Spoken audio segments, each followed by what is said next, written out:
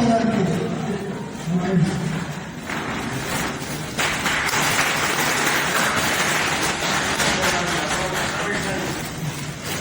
శంకర్లాల్ యాదవ్ గారు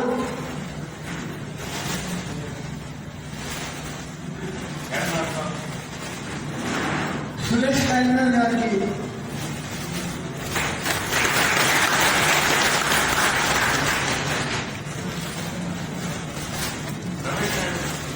రమేష్ నాయుడు సార్ ఇప్పుడు అభిషేక్ ఎమ్మెల్యే గారికి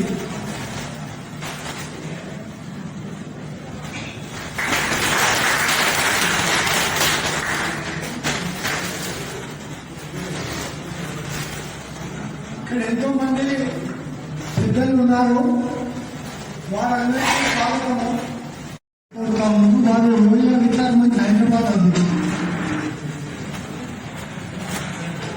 साथियों, आज यहाँ पर लोहिया विचार मंच हैदराबाद की ओर से महान समाजवादी नेता मधुरिमय जी श्री मधु दंडवती जी की शताब्दी समारोह मनाने के लिए हम लोग यहाँ जमा हुए हैं।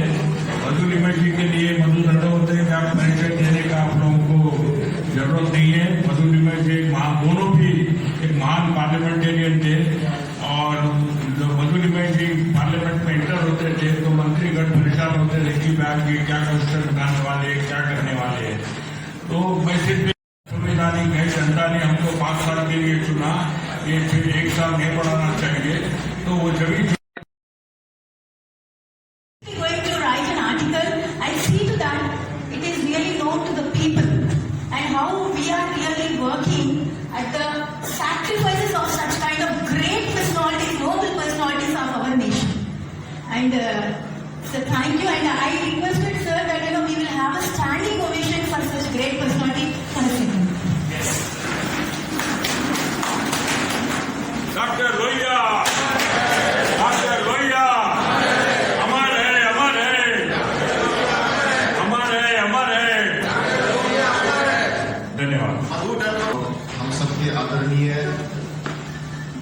लोहिया विचार मंच के अध्यक्ष आदरणीय श्री गोपाल सिंह जी, मंच पे आसीन राष्ट्र सेवा दल के पूर्व अध्यक्ष और चर्चित मानवाधिकार कार्यकर्ता और सही मायनों में देश काल और परिस्थितियों को समझते हुए जनों की भावनाओं को समझने वाले एकमात्र सामाजिक कार्यकर्ता भारत में जो निस्वार्थ और सच्ची श्रद्धा से पूरे भारतवर्ष में और पूरे सब कॉन्टिनेंट में जो काम कर रहे हैं हमारे बीच मौजूद हैं। तो मैं तो संक्षिप्त में अपनी बात रखूंगा, विशेष रूप से ये बताएंगे मौजूदा देश काल और परिस्थितियों के बारे में। हमारे बीच आदरणीय अरुण श्रीवास्तव जी हैं। इनसे मेरा परिचय जब मैं पत्रकारिता में था तो जब ये जनता दल यूनाइटेड के राष्ट्रीय महासचिव थे तो फर्स्ट हैंड न्यूज इंफॉर्मेशन मैं इनसे प्राप्त करता था और अखबार में जब लिखता था तो संपादक से बहुत प्रशंसा मिलती थी हमको।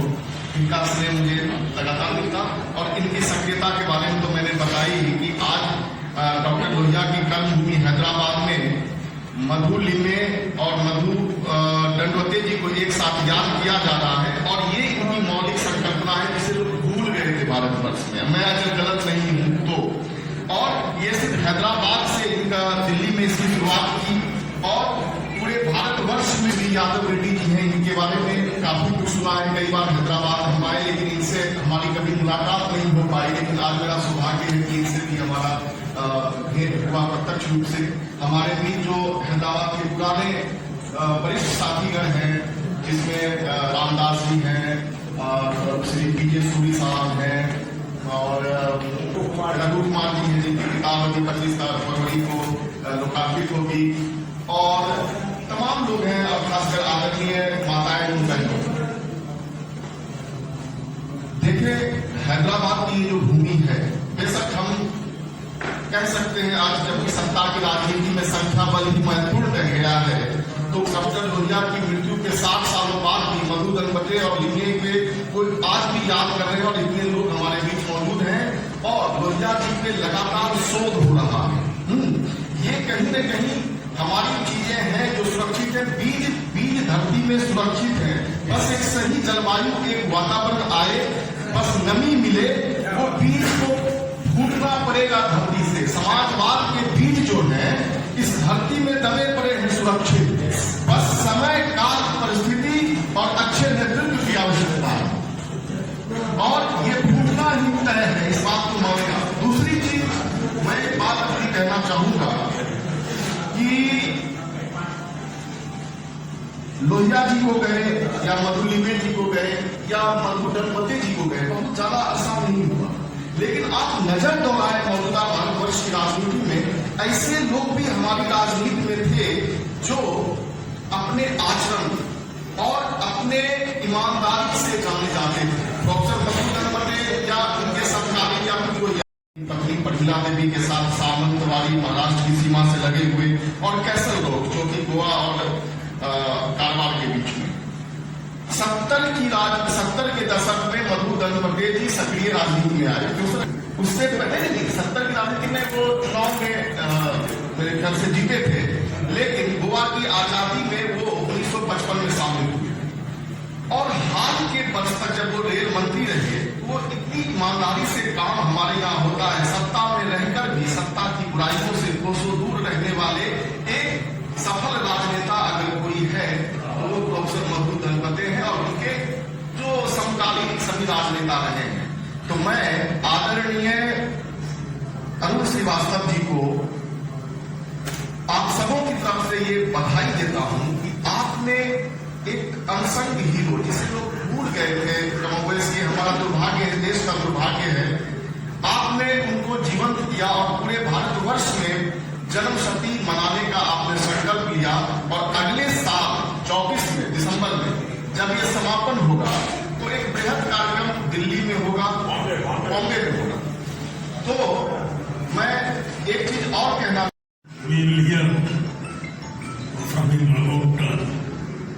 the many contributions made in this country.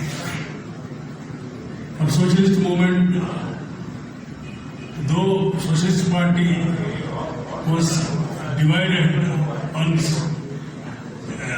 Shamik Socialist Party and Praja Socialist Party, though some of them remained here, some of them remained there, but when it comes to the spreading of this socialist movement and activities, everybody's contribution, particularly Madhu Dandavati's contribution and Madhu Limai's contribution, cannot be forgotten in this country. There, Madhu Limai is so many books he wrote, including the socialist movement's origin and its growth and its अगले 30 अप्रैल को हम लोग मधु लिमाई की जब काफी खत्म हुआ 23 में तो हम बड़ा कार्यक्रम दिल्ली में करेंगे। मेरे दिमाग में बार बार ये आता था और उसका संदर्भ मैं ले रहा हूं कि अभी जयपाल रेड्डी की काम के नाम पे कार्यक्रम बहुत सारे हो रहे हैं। उनका बेटा आनंद जो लायक बेटा है जिसने बड़े बड़े कार्यक्रम दिल्ली में कराए और यहां भी तो मेरे दिमाग में ये बात आई कि अगर किसी नेता का बेटा आर्थिक रूप से संपन्न न हो, बात भी पूरे दक्षिण भारत के परिप्रेक्ष्य में एक बहुत अच्छी उर्वरक भूमि थी बोल रहा हूं मैं, क्योंकि अब आप सभी के सभी ठाकुर साहब के जैसे और बैठे हुए भी इन लोगों में लगभग थके आधे लोग दिख रहे हैं। बहन जी ने अभी बहुत बढ़िया घोषणाएं उन्होंने की है। ये जो दो फोटो हम देख रहे हैं ये इस देश की राजनीति को मिलने की एकमात्र वजह है राष्ट्र सेवा दल। दोनों का बचपन होश आया तब से आरएसएस के पैरेलल सोशलिस्टों ने 1941 में एक छोटा बच्चों का संगठन शुरू किया था जिसका नाम था राष्ट्र सेवा दल पुणे में। उस राष्ट्र सेवा दल की मधुली में उम्र के 14-15 साल के थे तब दंडवती अहमदनगर में, जो अहमदनगर अच्युतराव पटवर्धन, राव साहब पटवर्धन, इन लोगों का खुद का गांव और मधु दंडवती का जन्म गांव है, वही पैदा हुए दंडवती जी। प्रोफेसर मधु दंडवती के पिताजी खुद इंजीनियर थे, अहमदनगर म्यूनिसिपालिटी के चीफ इंजीनियर थे, और उनकी ख्वाहिश थी कि मेरा बेटा इंजीनियर बने। लेकिन ये जब मुंबई, और उनको क्रिकेट का भी शौक था, काफी अच्छी क्वालिटी के क्रिकेटर थे, और पिताजी को भी क्रिकेट अच्छा लगता था, तो पिताजी ने ये सोचकर उनको मुंबई भेजा। रुइया कॉलेज में दाखिला लिया उन्होंने फिजिक्स में, और मधु दंडवते रेल मंत्री रहे या वित्त मंत्री रहे, लेकिन फिजिक्स से क्लासेस मुंबई आने के बाद भी लेते थे। वो सिद्धार्थ कॉलेज डॉक्टर बाबा साहब आम्बेडकर ने जो कॉलेज स्थापन किया है, और डॉक्टर बाबा साहब आम्बेडकर ने ही उनकी नियुक्ति की है, सिलेक्शन किया है एज ए इंस्टीट्यूट चेयरमैन। ये प्रोफेसर दंडवती जी की खासियत थी। और कस्तूरी रंगन, ये जो मशहूर साइंटिस्ट है, ये मधु दंडवती के स्टूडेंट रहे। ये हमें भी खुद को मालूम था। कल मैं गाड़ी में आते आते साधना प्रकाशन ने मुझे 2 किताबें भेजी था, कोइंसिडेंटली गाड़ी पे चढ़ने के पहले हाथ में आ गई। तो इसमें दंडवती जी की आत्मकथा है, अंग्रेजी में लिखी गई है, लेकिन ये मराठी अनुवाद आया है मेरे पास में। और जिस नंदू का आपने नाम लिया उसका भी इस अनुवाद में बहुत बड़ा सहयोग है। तो दंडवती साहब का ये जो बैकग्राउंड जो है, उनकी जो पूरी जो बिल्डिंग जो व्यक्तिमत्व की जो बनी है, उसके पीछे अच्छा दोनों मधु की शादी भी राष्ट्र सेवा दल के कारण भी, चंपाली में भी और प्रमिला दंडवती भी राष्ट्र सेवा दल की शाखा में आने वाली लड़कियां थी। मधु लिमये की तो खासियत ये है, मैं उनको महाराष्ट्र में का दूसरा संत ज्ञानेश्वर बोलता हूँ। संत ज्ञानेश्वर ने उम्र के 16 साल में ज्ञानेश्वरी लिख के मर गए, उनको समाधि के लिए कंपेल किया ब्राह्मणों ने। मधु लिमये ये कॉलेज के सेकंड ईयर से कॉलेज छोड़े हुए और भारतीय स्वतंत्रता आंदोलन में कूदे हुए बावले विद्यार्थी। आप कल्पना कीजिए कि ये बोर्ड में महाराष्ट्र में पहले 10 लोगों में आया हुआ लड़का, बोर्ड में उस समय में बोर्ड यानी ऑल ओवर महाराष्ट्र का बोर्ड होता था। बोर्ड यानी कोई अभी जो डिवीजन हो गया ऐसे नहीं, टोटल इतना ब्रिलियंट था। उनके खुद के पिताजी संस्कृत और इंग्लिश के शिक्षक थे। मधु लिमये स्कूल में गए नहीं हैं। मधु लिमये को डायरेक्ट मैट्रिक की परीक्षा में स्पेशल परमिशन देके बोर्ड की जो भी चेयरमैन होते उनको लिख के स्पेशल परमिशन देके उनको मैट्रिक, और मैट्रिक में वो ऊपर से पहले कुछ लोगों में आए 10 लोगों के बीच उसको टॉपर। इसके बावजूद फर्गुसन कॉलेज में जब वो पढ़े और उन्होंने अच्युतराव कठोर जी को युद्ध के बारे में, तब सेकंड वर्ल्ड वॉर चल रहा, उनको भाषण के लिए बुलाया। तब ये कॉलेज के उस स्टडी सर्कल के ग्रुप भी थे, और फर्गुसन कॉलेज के डिसिप्लिन थे अंग्रेजी में बोलना। अच्युत कठोर फिर से पीछे के लोग बोल रहे हैं भाई, फिर से पीछे के लोग बोल रहे हैं, मेहरबानी करके मत बोलिए। इससे क्या होता है कि वक्ता का पूरा कॉन्सेंट्रेशन डाइवर्ट हो जाता है। आपको बोलना है तो बाहर जाके बोलिए, आप बाहर जाके बोलिए प्लीज, बोलिए। क्योंकि तो यहाँ इस हॉल में इको भी होता है। इस ढंग का मैंने नहीं देखा है कि लोग आपस में बोले जा रहे हैं, हमको आवाज सुने आ रही है यहाँ मंच के ऊपर, ये ठीक नहीं है। अगर आपको इन दोनों लोगों के प्रति थोड़ा भी आदर प्रेम है तो थोड़ी शांति बढ़ती है भाई। तो मधु लिमये ये एक प्रतिभावान आदमी अपनी शिक्षा छोड़कर स्वतंत्रता आंदोलन में बगैर घर को बताए, माँ बाप को बगैर बताए, सीधा खानदेश में, मेरा अपना जन्म स्थल है, मैं धुलिया का हूँ, सीधा धुलिया। क्योंकि मधु लिमये सुभाष बाबू को जब बुलाया गया था एक किसान सम्मेलन के लिए, तो एशियन जोशी के साथ वो जस्ट वॉलंटियर के तौर पे गए थे, तो वो कॉलेज में पढ़ रहे थे। तो जब उन्होंने मार्क किया कि कम्युनिस्टों का कुछ प्रभाव ज्यादा होते जा रहा, और सहानुभूति भी उनके प्रभाव में चले गए, तो ये वापसी में पंडू गोरे, मृणाल गोरे के पति विनायक कुलकर्णी, मधु लिमये, ये सब दोस्तों ने होल नाइट पुणे में डिबेट किया, डिस्कशन किया, और दूसरे दिन मधु लिमये ने बगैर घर में बताए सीधा खानदेश की बस पकड़ी, धुलिया उतरे और मधु लिमे का जिंदगी का पहला उम्र के 16-17 साल के दौर की बात कल्पना कीजिए। 16-17 साल का बच्चा या बच्ची क्या सोचता होगा, क्या पढ़ता होगा। ये आदमी भारत विश्व का जो दूसरा विश्व हो रहा था उसके खिलाफ मेरे अपने क्षेत्र में, मैं जिस जगह पैदा हुआ हूँ वहां भाषण देते हुए घूम रहा था किसानों में कि इस युद्ध को कैसे आपने सपोर्ट नहीं करना है, ये युद्ध कैसे हमारे खिलाफ है, अंग्रेजों ने जबरदस्ती अपने को घसीटा है। ये सब बातें बोलते बोलते वो जुवेनाइल कोर्ट की उम्र के होने के बावजूद उनको आखिर हमारी साकिर की पुलिस ने अरेस्ट किया, मैजिस्ट्रेट के सामने खड़ा किया, देखा कि ये उस गाड़ी में नहीं आने वाला लड़का है और उस जज ने मन में लगभग तय कर लिया था कि इस लड़के को छोड़ना है। लेकिन मधु लिमे ने कहा कि मुझे कुछ कहना है।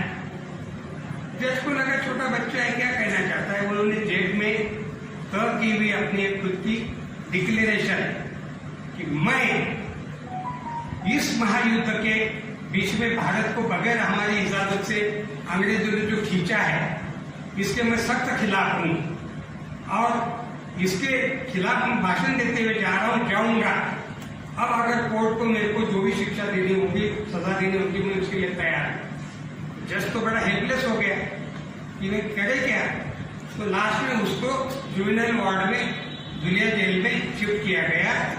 मधु लिमे की जिंदगी की पहले आदेश होने की जगह है मेरी अपनी जन्म जगह। इसका नाम मेरे लिए गौरव की बात है।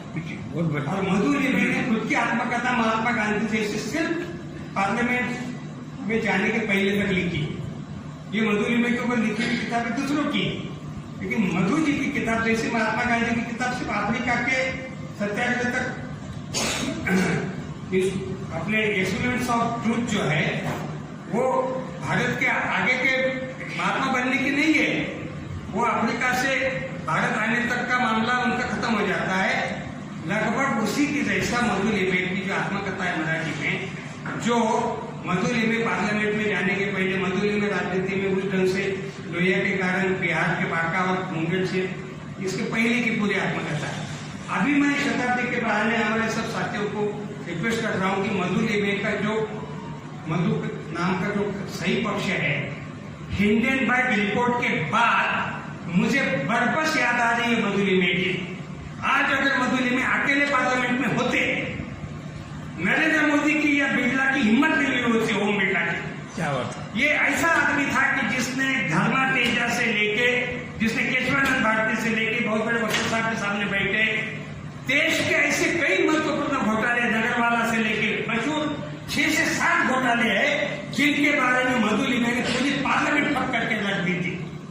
और इंदिरा गांधी ने खुद वसंत साठी के कान पकड़ के कहा था जनता पार्टी के टाइम में, ये मुझे वसंत साठी ने शेयर किया है।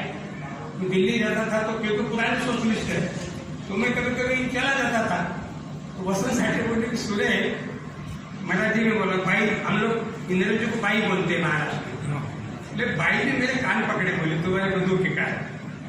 एक मधु लिमे बोले पूरी पार्लियामेंट बोले ठप कर देता था। बोला वो भी नियम कानून के तहत, दंगा मस्ती करके नहीं, हो हल्ला करके नहीं, पार्लियामेंट के नियमों का पूरा सहारा लेकर एक एक नियम का आधार बता के खुद स्पीकर को, जो स्पीकर भी खुद हैरान हो जाता था और स्पीकर की मजबूरी हो जाती थी कि इनको रोके कैसे।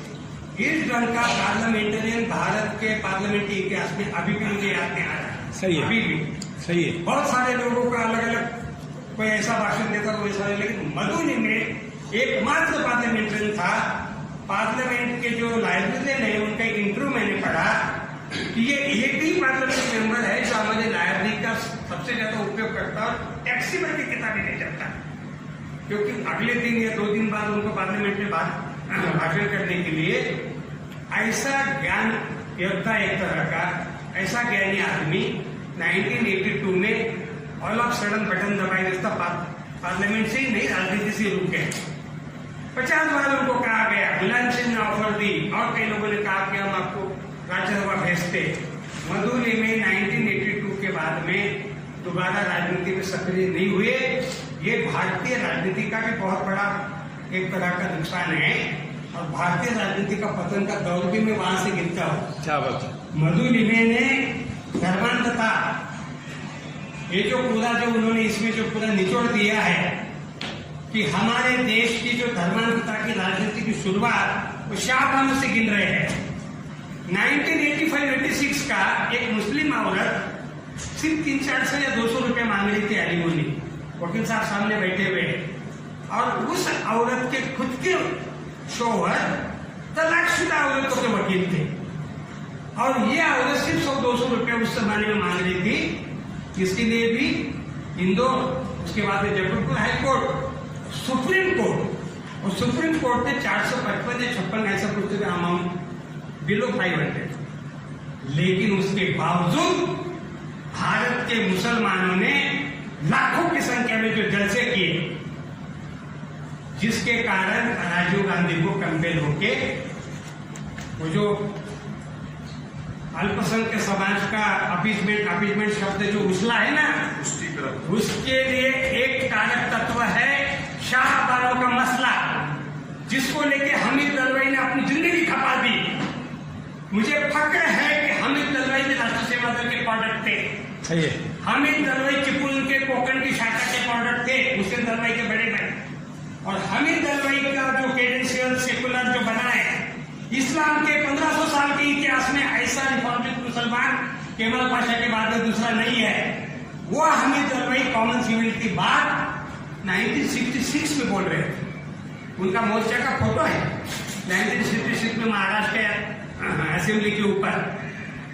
ये बात करने वाले हमीद दलवाई की कॉमन सिविल कोड की भाषा आज किसके मुंह में आई है और किस सेंस में आई है? क्योंकि उसी 66 में माधवराव सदाशिव गोलवलकर ने नवा काल में अपना साक्षात्कार दिया है। मैं मुसलमानों को हिंदुओं के बराबर का दर्जा देने के सख्त खिलाफ हूं, और इसलिए उनको कॉमन सिविल कोड देना नहीं चाहिए। ये गोलवलकर का रिटर्न डॉक्यूमेंट है, माधवराव सदाशिवराव गोलवलकर का, सेकंड आरएसएस हेड का। देखिए कैसे दोगले लोग होते हैं। और आज भी कॉमन सिविल कोड मुस्लिम औरतों को मदद देने के लिए नहीं, मुसलमानों को डराने के लिए है। ये कॉमन सिविल कोड वो कॉमन सिविल कोड नहीं है जो हमीद दलवाई मांग रहा था। ये कॉमन सिविल कोड जो है ये मुसलमानों को डराने के लिए है। मजबूरी में इसमें लिख रहे हैं कि this is the turning point of Indian communal politics. और वहां से सवाल आस्था का, सवाल कानून का नहीं, ये जो जुमला निकला, ये जो उठाया गया रथ यात्रा के द्वारा, और उसके बाद जो पूरी राजनीति की जो बनी है, और आज की तारीख में हैदराबाद हो या नागपुर हो, भारत का कोई कोना हिंदुत्ववाद से मुक्त नहीं है। कोई कुछ भी बोल ले, कोई भी पार्टी बोल ले। बहन जी बेचारी मुंगीलाल कैसे सपने बोल रही थी सोशलिस्ट पार्टी। मैं बंगाल में 15 साल रहा हूं। कम्युनिस्ट पार्टी एक म्यूजियम पीस होके नहीं गया है। कम्युनिस्ट पार्टी का वोटिंग परसेंटेज है लास्ट असेंबली इलेक्शन का जो बीजेपी का 90s में था बंगाल में। आज सोशलिस्ट कम्युनिस्ट पार्टियों को अगर किसी को समाजवाद कम्युनिज्म के बारे में आस्था है, मधु लिमे जैसा अंतर्मुखी चिंतन करने की आवश्यकता है। खाली सपने देखने से काम नहीं चलेगा। राष्ट्र सेवा दल जैसी गतिविधि सोशलिस्टों ने बहुत बड़ी गलती की, जिसको बढ़ाने का काम करना चाहिए था। आज भारतीय जनता पार्टी का एकमात्र अगर कोई रीढ़ की हड्डी है आरएसएस है। 2 करोड़ से ऊपर उनके स्वयंसेवक है देश भर में, और 1 लाख से ऊपर उनके फुल टाइमर्स है। इतनी बड़ी संख्या किसी पॉलिटिकल पार्टी की किसी की भी नहीं है। और आज देश का एक We will hear from him about the many contributions made in this country. For socialist movement, though Socialist Party was divided on Samyukta Socialist Party and Praja Socialist Party, though some of them remained here, some of them remained there. But when it comes to the spreading of this socialist movement and activities, everybody's contribution, particularly Madhu Dandavati's contribution and Madhu Limai's contribution, cannot be forgotten in this country. And their Madhuri ji is so many books he wrote, including the socialist movement's origin and its growth and its